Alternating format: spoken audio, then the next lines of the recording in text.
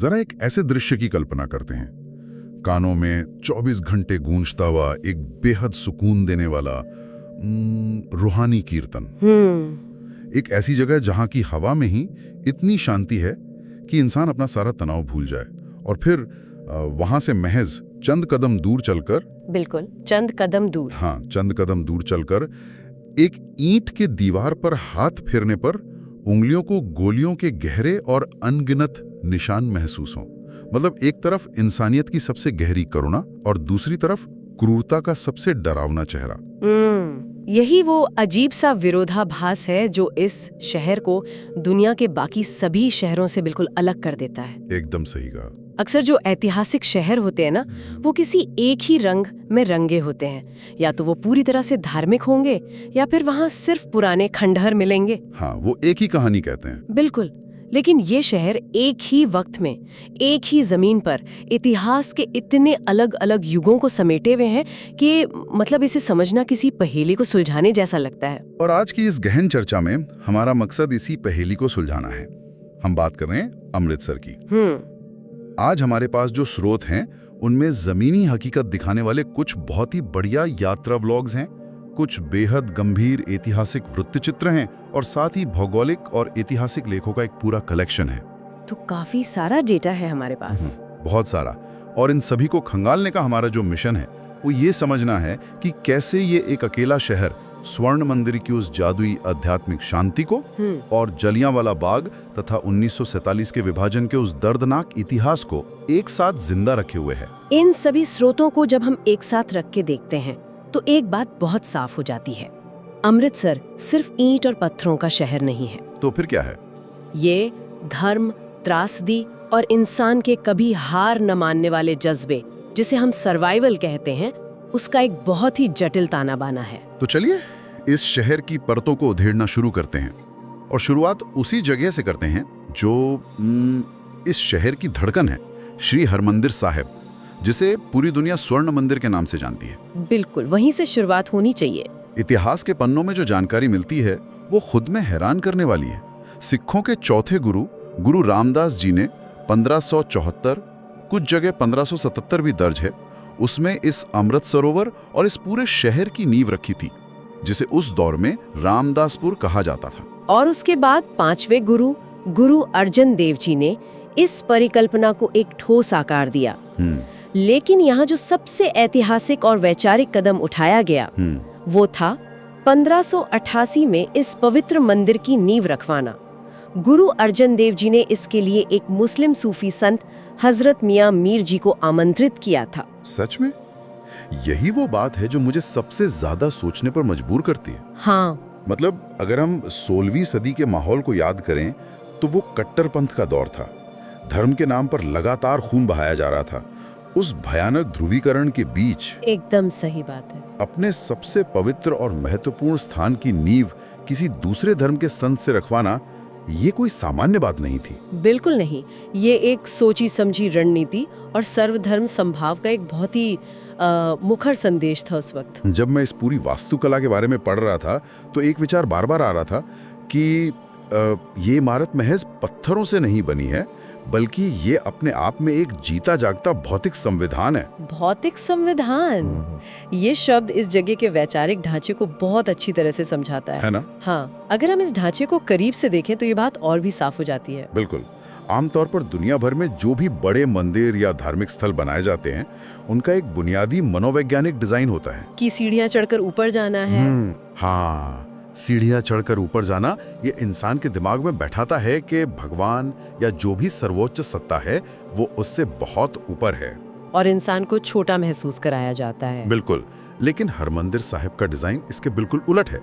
वहां जाने के लिए सीढ़ियां उतरकर नीचे जाना पड़ता है। विनम्रता का प्रतीक। ऐसा लगता है जैसे वो वास्तुकला चीख चीख कर कह रही हो कि अंदर कदम रखने से पहले अपने सारे अहंकार को, अपनी ईगो को बाहर उन सीढ़ियों के ऊपर ही छोड़कर आना। क्या बात है, बहुत ही खूबसूरत तरीके से डिजाइन किया गया है इसे। और इसके जो 4 प्रवेश द्वार बनाए गए, उत्तर, दक्षिण, पूर्व, पश्चिम, वो महज दरवाजे नहीं हैं। नहीं, वो एक संदेश है। वो इस बात की घोषणा है कि दुनिया के किसी भी कोने से आने वाले किसी भी धर्म या जाति के इंसान के लिए ये जगह हमेशा खुली है। सिख धर्म का जो मूल दर्शन है कि सब एक हैं, ये इमारत उसी दर्शन को जमीन पर उतारती है। इसके नाम हरि मंदिर का अर्थ ही है हरि का मंदिर, यानी ईश्वर का घर। और एक और दिलचस्प बात जो हमारे स्रोतों से उभर कर आती है वो उस सरोवर को लेकर है जिसके बीचों बीच ये मंदिर स्थित है। अरे हाँ, दुग्भंजनी बेरी की वो लोक कथा। बिल्कुल। ये कहानी भले ही एक लोक कथा हो, लेकिन ये उस विश्वास को स्थापित करती है जिस पर ये पूरा शहर टिका है।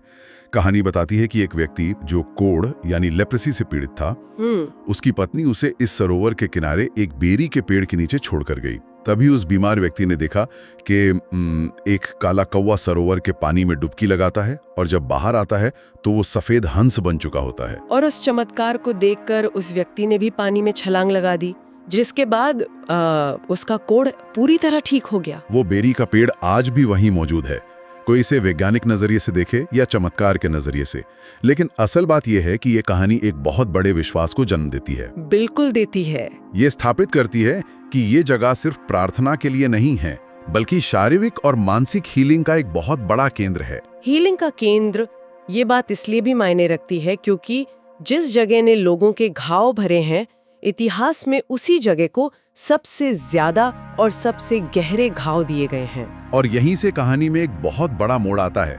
ये समझना बहुत मुश्किल है कि शांति और विनम्रता के इस केंद्र पर इतिहास में इतने हिंसक हमले क्यों हुए। 18वीं सदी का दौर बहुत उथल पुथल वाला था। हाँ, 18वीं सदी की बात करें तो अफगान हमलावर अहमद शाह अब्दाली ने 1757 और फिर 1761 में इस पूरी जगह को बेरहमी से ध्वस्त कर दिया था। देखिए, अब्दाली के हमलों का मकसद सिर्फ एक इमारत को तोड़ना नहीं था। तो फिर क्या था? वो असल में उस पूरे समुदाय के मनोबल और उनकी आस्था के केंद्र को तोड़ना चाहता था। अच्छा। समुदाय पहले से कहीं ज्यादा मजबूती से खड़ा हुआ। और इसी उत्तरजीविता का, सर्वाइवल का सबसे बड़ा प्रमाण हमें शेरे पंजाब महाराजा रंजीत सिंह के दौर में मिलता है। बिल्कुल। 1802 और फिर 1830 के दशक में उन्होंने इसका बहुत भव्य तरीके से जीर्णोद्धार कराया। उन्होंने इसकी छत पर तांबे के पैनल लगवाए और फिर उसे शुद्ध सोने से मढ़वा दिया। हमारे स्रोत बताते हैं कि उस वक्त लगभग 400 से लेकर 750 या 1000 किलो तक शुद्ध सोने का इस्तेमाल हुआ था। इसी के बाद से अंग्रेजों ने इसे द गोल्डन टेम्पल कहना शुरू किया। लेकिन यहाँ मेरे दिमाग में एक उलझन पैदा होती है। कैसी उलझन? मतलब सिख धर्म का पूरा दर्शन सादगी, समानता और जमीनी हकीकत से जुड़ा है। गुरु नानक देव जी ने तो दिखावे का हमेशा विरोध किया। हाँ, ये तो है। तो फिर इस इमारत पर इतना सारा सोना क्यों मढ़ा गया? क्या ये उस दौर के एक शक्तिशाली साम्राज्य का महज अपनी धन दौलत और ताकत का प्रदर्शन था? ये उलझन बहुत स्वाभाविक है, लेकिन इसे समझने के लिए हमें उस समय के मनोविज्ञान और इतिहास की गहराइयों में जाना होगा। बताइए। वास्तुकला के नजरिए से देखें तो ये संगमरमर, तांबे और सोने का एक शानदार मिश्रण है। लेकिन अगर कोई सिख इतिहास के उस लंबे संघर्ष को देखे तो ये सोना कोई दिखावा नहीं था। अच्छा, तो क्या था? ये असल में उस आस्था का सर्वोच्च सम्मान था जिसे अब्दाली जैसे हमलावरों ने बार बार आग में तपाया था। ओहो, अब समझ आ रहा है। जब किसी समुदाय ने पीढ़ियों तक अपने सबसे पवित्र स्थान को टूटते और लहूलुहान होते देखा हो, तो सत्ता में आने के बाद अपनी पूरी श्रद्धा और अपना सब कुछ उस पर न्योछावर कर देना एक स्वाभाविक मानवीय प्रतिक्रिया है। बिल्कुल। असली सोना वो बाहरी परत नहीं है। असली सोना वो रेजिलियंस और विचारधारा है जो टूटने के बाद भी हर बार निखर कर बाहर आई। ये नजरिया वाकई इस पूरे परिदृश्य को बदल देता है। और इसी इतिहास को खंगालते हुए मुझे एक ऐसा तथ्य मिला जिसने मुझे पूरी तरह से चौंका दिया। क्या तथ्य था? हम अक्सर सोचते हैं कि जो परंपराएं आज हम देख रहे हैं वो हमेशा से वैसी ही रही होंगी, लेकिन एक ऐतिहासिक लेख से पता चलता है कि 1905 तक इस स्वर्ण मंदिर परिसर में सरोवर के पास हिंदू पुजारी भी बैठा करते थे और वहां मूर्तियां भी हुआ करती थी। हाँ, ये एक ऐसा तथ्य है जो बहुत से लोगों को आज भी हैरान कर देता है। लेकिन इतिहास में परंपराएं हमेशा एक जैसी नहीं रहती। बिल्कुल नहीं रहती। वो समय की राजनीतिक और सामाजिक चेतना के साथ बदलती हैं। 19वीं सदी के अंत और 20वीं सदी की शुरुआत का जो दौर था वो पूरे भारत में धार्मिक पहचानों के पुनर्जागरण का दौर था। रुकिए, इसका मतलब है कि ये बदलाव अचानक नहीं हुआ। तो फिर उन मूर्तियों को हटाने के पीछे की मुख्य वजह क्या थी? वजह थी अपनी मूल पहचान की ओर लौटने की चाहत। अच्छा। उसी दौर में सिख समुदाय के भीतर निरंकारी और नामधारी आंदोलनों ने जोर पकड़ा। इन आंदोलनों का तर्क ये था कि सिख धर्म की मूल बुनियाद मूर्ति पूजा के खिलाफ है। गुरु ग्रंथ साहिब ही एकमात्र गुरु हैं। जब हिंदू समाज और सिख समाज की पहचानें औपनिवेशिक दौर में अलग अलग परिभाषित होने लगी, तो ये बहस तेज हो गई कि सिख धर्म के सबसे बड़े पूजा स्थल में मूर्ति पूजा जैसी प्रथाएं नहीं होनी चाहिए, क्योंकि ये सिख दर्शन के मूल सिद्धांतों से मेल नहीं खाती। समझ गया।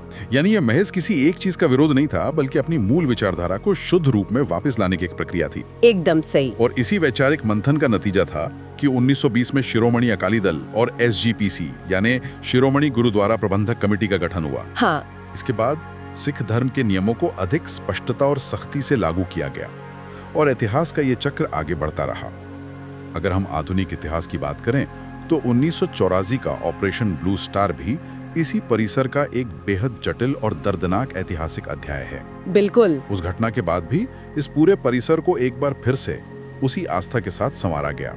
ये दिखाता है कि कैसे ये जगह बार बार इतिहास के थपेड़े सहती है, लेकिन अपनी जगह से डिगती नहीं है। और इस पूरी इमारत में अगर कोई एक जगह है जो इस न डिगने वाले जज्बे और समानता के दर्शन को सबसे ज्यादा स्पष्ट रूप से दिखाती है, तो वो कोई सोने से मढ़ी छत नहीं है, वो है इस परिसर का सबसे जीवंत हिस्सा, दुनिया की सबसे बड़ी मुफ्त समुदाय रसोई, मतलब के लंगर। अरे वाह, लंगर सिर्फ एक रसोई नहीं है, ये वो जगह है जहां समानता का सिद्धांतिक विचार महज किताबों में नहीं रहता, बल्कि जमीन पर उतरकर हर रोज एक हकीकत बन जाता है। जब मैं इस पूरी लंगर व्यवस्था के आंकड़ों और इसकी कार्य प्रणाली को देख रहा था, तो मुझे ऐसा लगा जैसे ये दुनिया की सबसे बेहतरीन, सबसे कुशल कॉर्पोरेट सप्लाई चेन हो। हाँ, बिल्कुल वैसी ही लगती है। लेकिन सोचिए, एक ऐसी कंपनी जिसका कोई CEO नहीं है, जहां किसी भी काम करने वाले को कोई सैलरी नहीं मिलती, जहां काम करने वालों के बीच कोई पदानुक्रम या हायरार्की नहीं है,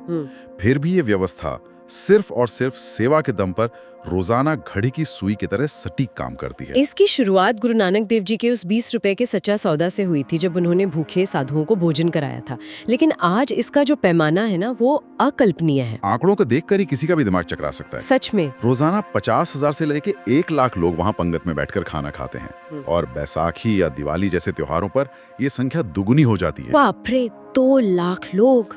हाँ, हमारे वृत्ति चित्र वाले स्रोत ने दिखाया कि वहां की 50,000 वर्ग फुट की इमारत में रोटियां बनाने की विशाल मशीनें लगी हैं, जो 1 घंटे में हजारों रोटियां सेकती हैं। लेकिन इसके बावजूद हजारों आम लोग अपने हाथों से भी रोटियां बेलते नजर आते हैं। और ये सिर्फ खाना पकाना नहीं है, अगर देखा जाए तो वहाँ लकड़ी की भट्टी पर दाल पकाई जाती है। हाँ, और वो जो दाल बनाने की प्रक्रिया है, वो खुद में एक बड़ा प्रोजेक्ट है। बिल्कुल। एक विशाल कड़ाही में एक साथ 24 किलो नमक, 24 किलो? हाँ, 12 किलो मसाले, 12 किलो हल्दी और 48 किलो घी के साथ लहसुन प्याज डाला जाता है। क्या बात है। इसे तैयार होने में 3 घंटे का समय लगता है। मैं इन आंकड़ों का जिक्र सिर्फ एक रेसिपी बताने के लिए नहीं कर रहा हूँ। तो ये जानना इसलिए जरूरी है ताकि इंसान समझ सके कि एक बिना किसी औपचारिक मैनेजमेंट वाले सिस्टम में सिर्फ स्वेच्छा से काम करने वाले लोगों के भरोसे रोजाना इस तरह का लॉजिस्टिक्स कैसे संभाला जाता है। यही सेवा का सबसे बड़ा चमत्कार है। और अगर हम इसके मनोवैज्ञानिक और सामाजिक प्रभाव की बात करें तो वो बहुत गहरा है। वो कैसे? जब एक बहुत बड़ा उद्योगपति और एक दिहाड़ी मजदूर दोनों जमीन पर एक ही पंगत में बैठकर एक जैसा खाना खाते हैं, बहुत बड़ी बात है। और उससे भी बड़ी बात, जब वही करोड़पति व्यक्ति लंगर में जूठे बर्तन धोता है या रोटियां बेलता है, तो वो महज साफ सफाई का काम नहीं कर रहा होता। बिल्कुल। यह एक आध्यात्मिक अभ्यास है जो इंसान की मैं यानी उसके अहंकार को पूरी तरह से चकनाचूर कर देता है। ये समाज के ऊंच नीच और जाति पाति के भेद को जड़ से मिटाने का एक व्यावहारिक तरीका है। ये सचमुच इंसानियत का चरम है। लेकिन जैसा कि हमने शुरुआत में कहा था, अमृतसर की आत्मा सिर्फ इस परिसर तक सीमित नहीं है। नहीं, बिल्कुल नहीं। जैसे ही इंसान इस मंदिर के दरवाजों से बाहर कदम रखता है, भावनाओं का एक बिल्कुल अलग ही झोंका आके टकराता है। एक पल पहले जो दिमाग रूहानी शांति में डूबा था, चंद कदम दूर चलते ही वो एक भयानक सन्नाटे से घिर जाता है। हम बात कर रहे हैं जलियांवाला बाग की। और यहीं पर इस शहर का पूरा नैरेटिव एकदम से पलट जाता है। हमारे एक स्रोत, जो कि एक ट्रैवल व्लॉगर हैं उन्होंने बताया कि जब इंसान उस गैलरी और उस बेहद संकरे रास्ते से होकर जलियांवाला बाग के अंदर प्रवेश करता है, हाँ, वो रास्ता बहुत संकरा है। तो वो घुटन और वो इतिहास महसूस करके ही रोंगटे खड़े हो जाते हैं। स्वर्ण मंदिर के बिल्कुल करीब स्थित ये बाग एक मुफ्त प्रवेश वाली जगह है और आज भी दशकों गुजर जाने के बाद भी उन लाल ईंटों की दीवारों पर गोलियों के वो 36 निशान बिल्कुल साफ दिखाई देते हैं। अप्रैल 1919 का वो बैसाखी का दिन, जब शांतिपूर्ण तरीके से जमा हुए निहत्थे लोगों पर, जिनमें औरतें और बच्चे भी शामिल थे, जनरल डायर के आदेश पर अंधाधुंध गोलियां बरसाई गईं। और वो कुआं जिसे अब जालियों से ढक दिया गया है, ये सोचकर ही रूह कांप जाती है कि गोलियों की बौछार से बचने के लिए जिंदा लोग उस कुएं में कूदते चले गए। बहुत ही भयानक मंजर रहा होगा वो। वहाँ एक शहीद स्मारक भी है और एक बहुत ही भावुक कर देने वाला तथ्य ये है कि 1974 में सरदार उधम सिंह की अस्थियां भी यहीं लाकर रखी गईं। उधम सिंह, वही उधम सिंह जिन्होंने सालों बाद लंदन जाकर उस नरसंहार का बदला लिया था। जलियांवाला बाग सिर्फ एक स्मारक नहीं है, ये भारत के स्वतंत्रता संग्राम का एक ऐसा नासूर है जिसने उस वक्त पूरे देश की चेतना को हमेशा के लिए बदल कर रख दिया था। और ये जो दर्द का सिलसिला है, ये शहर की रगों में बहुत गहराई तक बसा है। जलियांवाला बाग से आगे बढ़ें तो पार्टीशन म्यूजियम यानी विभाजन संग्रहालय नजर आता है। हाँ, ये सरकार द्वारा नहीं बल्कि एक निजी ट्रस्ट द्वारा चलाया जाता है। इसके बाहर महाराजा रंजीत सिंह और डॉक्टर B.R. अम्बेडकर की भव्य मूर्तियां लगी हैं। देखिए, अमृतसर एक सीमावर्ती शहर है, बॉर्डर सिटी। हाँ, जब 1947 में भारत का विभाजन हुआ तो इस शहर ने उस विस्थापन और उस भयानक हिंसा का सबसे बड़ा दंश झेला। ये म्यूजियम उसी दर्द को सहेजने की एक कोशिश है। ये म्यूजियम उन लोगों की कहानियां बयां करता है जो रातों रात अपने ही घरों में अजनबी हो गए। बिल्कुल, जिन्हें अपना सब कुछ छोड़कर एक नई जमीन तलाशनी पड़ी। तो जरा सोचिए इस शहर के भूगोल को। एक ही दायरे में पहले पूर्ण आध्यात्मिक शांति है, फिर आजादी के लिए दी गई सबसे बड़ी कुर्बानी का निशान है, और फिर विभाजन की सबसे बड़ी त्रासदी का दर्द है। सच में रोंगटे खड़े कर देने वाला सफर है। लेकिन इतिहास की ये परतें यहीं खत्म नहीं होती। इस शहर में कुछ ऐसी जगहें भी हैं जो आपको बिल्कुल अचंभित कर देंगी, जैसे दुर्गियाना तीर्थ। वास्तुकला और इतिहास दोनों ही लिहाज से ये एक बहुत ही दिलचस्प जगह है। दिलचस्प इसलिए क्योंकि जब इंसान पहली बार इसे देखता है तो एक पल के लिए धोखा खा जाता है। हाँ, वो बिल्कुल स्वर्ण मंदिर जैसा दिखता है, हूबहू नकल जैसा। ये भी एक सरोवर के बीच में बना है और पूरी तरह सोने से मढ़ा हुआ है। हमारे स्रोत में इसके बनने की जो कहानी है वो बहुत कुछ बयां करती है। क्या कहानी है? बताया गया है कि इसे हुंडी के दलालों ने बनवाया था। कहानी ये है कि एक बार एक व्यक्ति को स्वर्ण मंदिर परिसर में गीता का पाठ पूरा करने से रोक दिया गया क्योंकि वहां के नियमों के अनुसार सिर्फ गुरु ग्रंथ साहिब का पाठ हो सकता था। अच्छा। तो फिर तब उस व्यक्ति ने बाजार में व्यापारियों से चंदा इकट्ठा किया और माता लक्ष्मी और भगवान नारायण की स्थापना करके ये नया मंदिर खड़ा कर दिया। इसी परिसर में एक बड़ा हनुमान मंदिर भी है जिसे लंगूर वाला मंदिर कहा जाता है, और 700 साल पुराना माता शीतला का मंदिर भी है। और ये कोई महज एक इमारत खड़ी करने की घटना नहीं थी। ये हमें 20वीं सदी की शुरुआत के उस सामाजिक ताने बाने को समझने में मदद करती है। जब हमने पहले बात की थी कि कैसे अलग अलग धार्मिक पहचानें अपनी अपनी लकीरें गहरी कर रही थी। बिल्कुल, दुर्गियाना तीर्थ उसी दौर में अपनी एक अलग और विशिष्ट पहचान स्थापित करने का एक भौतिक उदाहरण था। और ऐसे ही बदलते इतिहास का एक और गवाह है गोविंदगढ़ फोर्ट।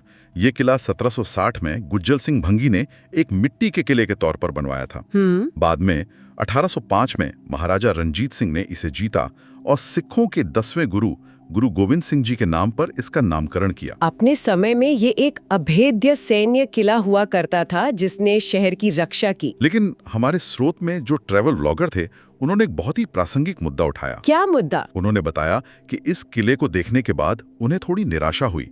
उनका कहना था कि एक ऐतिहासिक सैन्य किले की जो गंभीरता होनी चाहिए वो अब कहीं खो गई है।